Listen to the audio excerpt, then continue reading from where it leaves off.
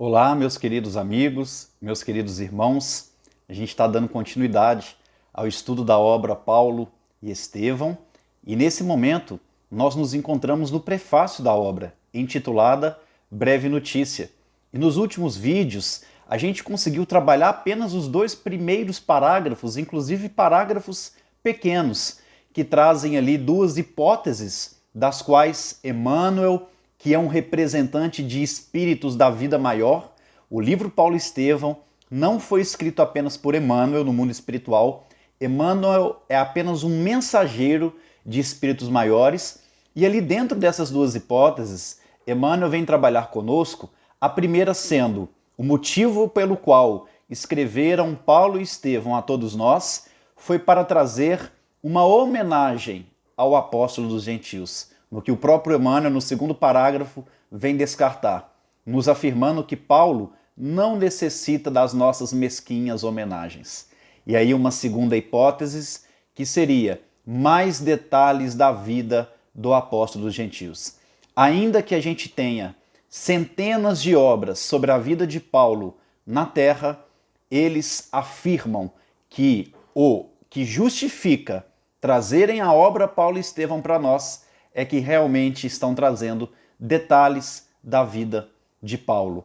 Mas se temos centenas de obras, para que mais detalhes? E aí Emmanuel vem afirmar que são detalhes vindos das tradições espirituais superiores. Então, de fato, são detalhes que o mundo ainda não conhece. E dando continuidade a esta linha de raciocínio, no parágrafo 3º, encontraremos ainda no prefácio a seguinte descrição de Emmanuel sobre o escopo dessa obra. Nosso escopo essencial não poderia ser apenas rememorar passagens sublimes dos tempos apostólicos. Então eles também não querem trazer nessa obra apenas aquelas passagens maravilhosas dos tempos apostólicos, porque muitas vezes, meus irmãos, quando a gente fica só na história e realmente achando linda, maravilhosa, chorando ali com Abigail reconhecendo Estevão sendo apedrejado, chorando muitas vezes na conversão de Paulo, isso vai nos sensibilizar? Sim, mas não vai ser suficiente para nos transformar. E aí Emmanuel sabiamente vem nos dizer que ele não vem só trazer uma história bonita, uma história da época do cristianismo que tanto nos comove, mas ele vem nos colocar dentro da história. Ele vem trazer a história para o nosso dia a dia, mas acima de tudo, Emmanuel nos afirma que apresentar antes de tudo a figura do cooperador fiel. Então, além dessa história maravilhosa, mostrar um cooperador fiel. E uma grande característica de todos os cristãos que marcaram época, que marcaram a história, como Francisco de Assis, Santo Agostinho, Madre Teresa de Calcutá, Chico Xavier, o próprio Paulo, Estevão, foram a fidelidade que eles tiveram à causa do Evangelho. E aí a gente já precisa refletir, será que eu tenho sido fiel? Ou eu tenho sido cristão nos meus momentos convencionais? Um cristão intelectual, um cristão de púlpito, um cristão de banco, de cadeira, que só busca na iluminação intelectual a sua salvação. E na primeira dificuldade abandona o trabalho que havia abraçado, abandona os propósitos, abandona as profissões de fé que fizera ao ter contato com o cristianismo. Aquele que perseverar até o fim será salvo. Existe um vídeo muito bonito no YouTube que demonstra Chico Xavier poucos dias antes de desencarnar. Ele fez um pedido, ainda que tivesse com todas as dificuldades de saúde, com todas as dificuldades de locomoção, para que os amigos o levassem para ver o trabalho da sopa fraterna. E ali, literalmente, Chico Xavier é carregado por dois amigos, cada um trazendo Chico de um lado, e aí Chico, com muita dificuldade, faz uma força com o corpo para enxergar dentro do caldeirão daquela sopa. E ele dá um sorriso enorme e fala, que beleza, que beleza. E a gente vê o Chico ali poucos dias antes de desencarnar com a mesma alegria, com a mesma força, com a mesma fidelidade a Jesus da qual ele tinha nos primeiros dias enquanto cristão. E aí Emmanuel continua falando desse operário fiel ao Evangelho. E ainda afirma o seguinte: na sua legítima feição de homem transformado em Jesus Cristo. Então a característica de Paulo, a característica legítima de Paulo, era de um homem profundamente transformado em Jesus Cristo. E essa reflexão nos machuca, essa reflexão nos incomoda, porque se a gente fizer um pensamento muito simples, o que eu fui há 2 anos? O que eu fui há 5 anos? O que eu tenho sido desde o momento em que tenho conhecido Jesus? Será que eu operei em mim mesmo uma profunda transformação em Jesus Cristo? Será que eu consegui modificar-me tanto intimamente ao ponto do meu próprio exemplo modificar aqueles que estão ao meu redor? O próprio Francisco de Assis vem nos afirmar: aonde estiver, pregue o Evangelho, se necessário, utilizando palavras. Então essa nossa transformação consegue transformar também o nosso ambiente, mas para isso a gente tem que perseverar. A gente tem que ter essa fidelidade que Paulo teve à causa do Evangelho. E aí, Emmanuel ainda, no parágrafo 3º, vem nos falar, além das questões de fidelidade, a gente percebeu um homem extremamente, profundamente transformado em Cristo.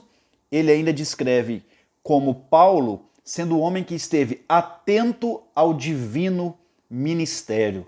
Paulo tinha objetivo. Paulo sabia o que lhe competia fazer. Paulo tinha direcionamento em suas ações. Nenhuma das viagens missionárias de Paulo, por exemplo, foram feitas ao acaso. Foram coisas que ele tirou da cabeça dele e foi andando sem rumo. Paulo tinha planejamento, ele tinha objetivo.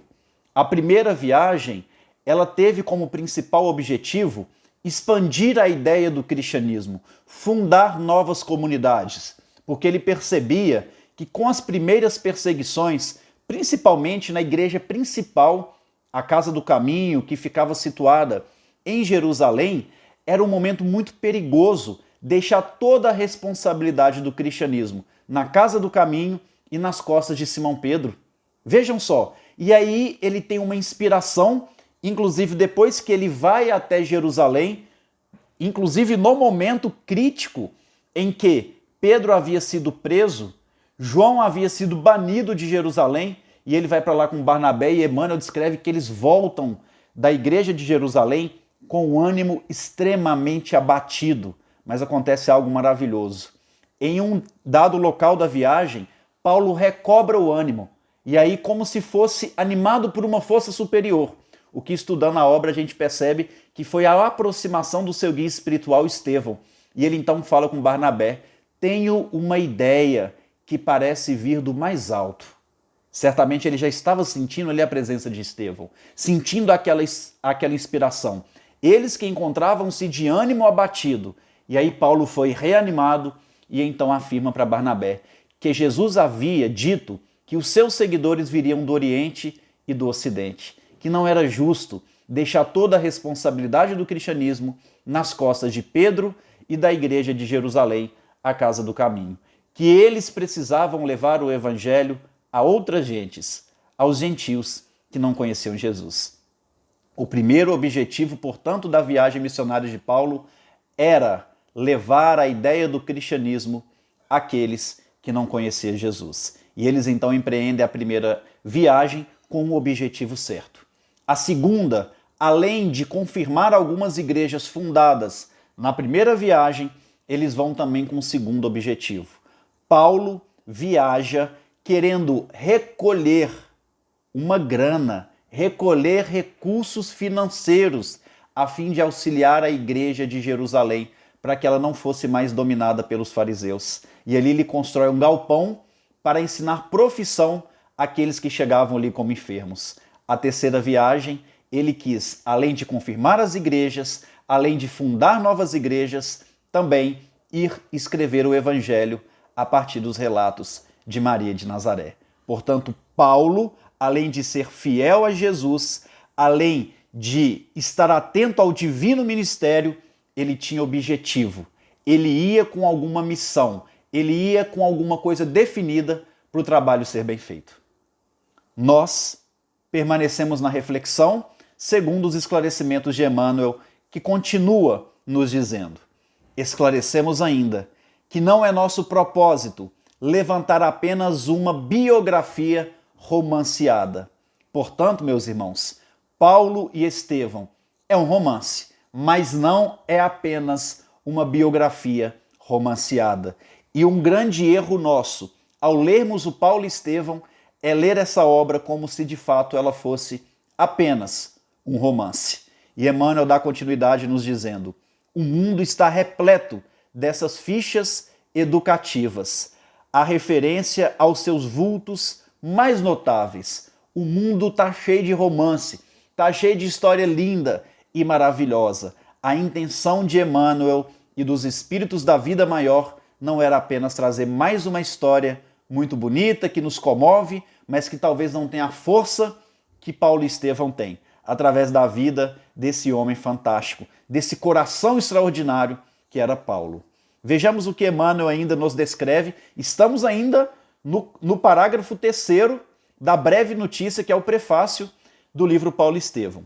Nosso melhor e mais sincero desejo é recordar as lutas acerbas e os ásperos testemunhos de um coração extraordinário, que se levantou das lutas humanas para seguir os passos do Mestre num esforço incessante. Vejam novamente a perseverança, a fidelidade, num esforço incessante. Um coração que se levantou das lutas humanas, que se encontrava no fundo do poço, mas percebeu o quão era valoroso seguir os passos do Mestre. Eu gostaria de dar um spoilerzinho de uma das histórias maravilhosas que tem dentro do livro, e a gente vai fazer isso ao longo do prefácio, no momento em que Paulo tinha terminado a sua 3ª viagem missionária, foi até Jerusalém, inclusive foi preso em Jerusalém. De Jerusalém ele é transferido como um prisioneiro até Cesareia. Inclusive, ao lado dele, em Cesareia, estava Lucas, um companheiro fiel, que nunca saiu do lado de Paulo. E ali Paulo orienta Lucas a ir até Éfeso para colher as informações de Maria, nossa Mãe Santíssima. E eles começarem ali, então, a escrever o Evangelho de Lucas, que teoricamente seria escrito por Paulo, mas ele não teve tempo, a partir dos relatos de Maria de Nazaré. Mas o fato interessante é que depois desse período que ele esteve em Cesareia, que não só incentivou Lucas a escrever o Evangelho de Maria, mas quando Lucas volta a Cesareia, ele revisa o Evangelho e começa a orientar Lucas a escrever Atos dos Apóstolos. E aí acontece um fato muito curioso, em que à medida que Lucas escrevia Atos dos Apóstolos, Paulo seria transferido de Cesareia até Roma. E acontece um fato maravilhoso. Um dos momentos da obra mais emocionante, quando Paulo, preso em Cesareia, vai adentrar a embarcação que o levaria a Roma. Os cristãos de toda a região, não só de Jerusalém, mas de Jope, de Antioquia, eles se reuniram naquele porto de Cesareia. E segundo Emmanuel, centenas de cristãos estavam reunidos para dar o último abraço naquele que tornara-se pai dos sofredores. E então, Emmanuel vem falar que todos eles choravam discretamente, porque sabiam que aquele era o último abraço que davam em Paulo de Tarso. E aquela cena foi muito comovente que até mesmo o centurião, chamado Júlio, já começou a amolecer o coração e mais tarde ele se converte ao cristianismo, se tornando, inclusive, um dos grandes amigos de Paulo.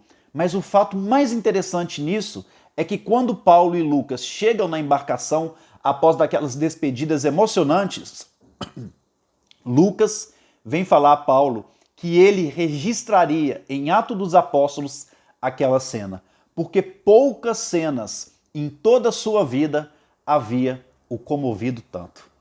E o mais bacana daquele momento é que Paulo disse a Lucas: Lucas, escreva sim Atos dos Apóstolos, mas todas as vezes que imaginar em algumas das suas histórias, contar os favores que tenho recebido, contar as homenagens, cala-te sempre. Escreverá para glorificar o nome de Jesus. E a mim, nada mais cabe a você descrever em Atos dos Apóstolos as minhas lutas acerbas para vencer a mim mesmo. Então vejam a humildade de Paulo, que não gostaria em que momento algum fosse registrado as suas glórias, mas que fosse exaltado o Cristo. E nós, que ainda não conseguimos nem trilhar o caminho que Paulo trilhou, muitas vezes gostamos e queremos essas glórias aos olhos do mundo. Que a gente possa, portanto, estarmos vigilantes à nossa tarefa enquanto cristãos. Que a gente possa ter fidelidade, mas que a gente tenha também objetivos. Que a gente possa direcionar os nossos trabalhos como Paulo direcionou. Paulo não fazia nada pelo acaso. Paulo ia porque ele sabia o porquê estava fazendo. Isso é termos fé raciocinada. Depois que Paulo tem esse diálogo com Lucas e quando eles entram mar adentro, Emmanuel conclui a história dando uma denominação a Paulo, o chamando de campeão do Evangelho.